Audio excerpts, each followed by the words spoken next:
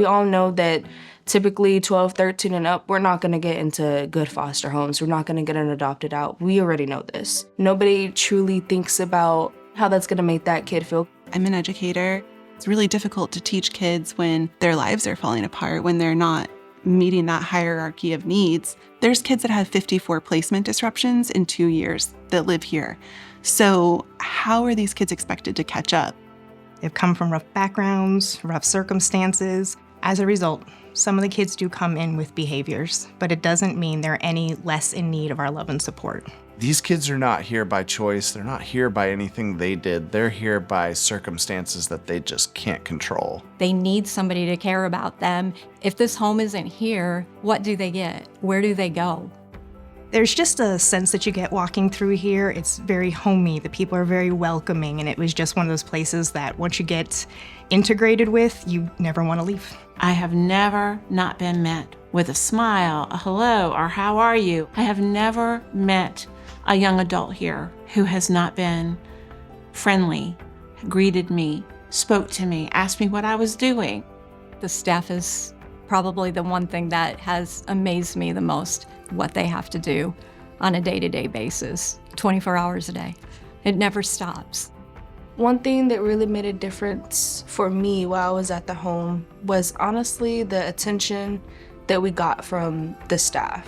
We actually know that they cared about us and they taught us right from wrong and how to honestly just take care of ourselves, like with everything. When I lived at the home, the staff and the environment of the home made me feel supported because whenever I was like having a rough day, they wouldn't judge me or shine me down. They would take the time out of whatever they were doing to come and talk to me. If the school day wasn't that great, hey, let's talk about it. Just really lending an ear. So if they need somebody to talk to, communicate with. I want them to feel like they're at home and they're getting a meal that they enjoy. And it brings some satisfaction to them. I try to prepare things that they like and they enjoy, and it puts a smile on their face. Stability for kids is everything. Making sure that those needs are met in the way that is possible really kind of helps to level the playing field for kids. Coming from a home that had no stability, no structure or anything to somewhere that actually gave me it, it taught me discipline and how to go about certain situations, how to be more safer, how to pick your friends correctly, how to be a regular kid and do regular stuff. Stability is like taking a breath. It is emotional stability. I trust this individual that's taking care of me, that I can open up and start to share my heart, right? And really create a foundation of safety and trust. Now I can start to progress versus like, am I gonna be here tomorrow?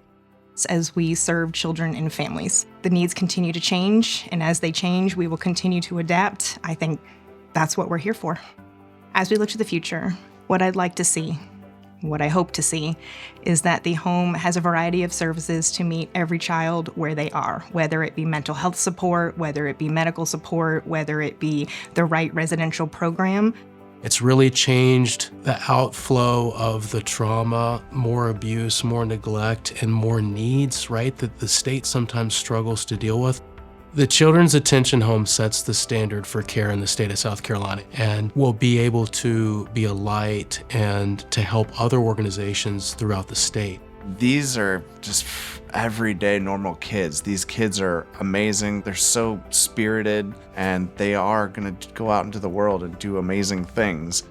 What I don't think people think about very often is these children are our future. If they're in a situation where maybe their families are not able to invest in them, then someone needs to wrap their arms around them and it has to be bigger. I want donors to understand with transitioning into adulthood that they really are helping. It's not just about the money, it's about the fact that you're giving something to somebody that had nothing. You're investing in something for somebody growing their life into what they want to be in life. You are appreciated for that, and you're gonna help a lot of young people with that because it really is hard not having anybody. One of the reasons that I feel so connected and want to support the kids here at the home is because when I was growing up, I also had some cards stacked against me. If I hadn't had some of the people in my life that helped nudge me in the right direction, I don't know where I would be. This is your opportunity to be that somebody.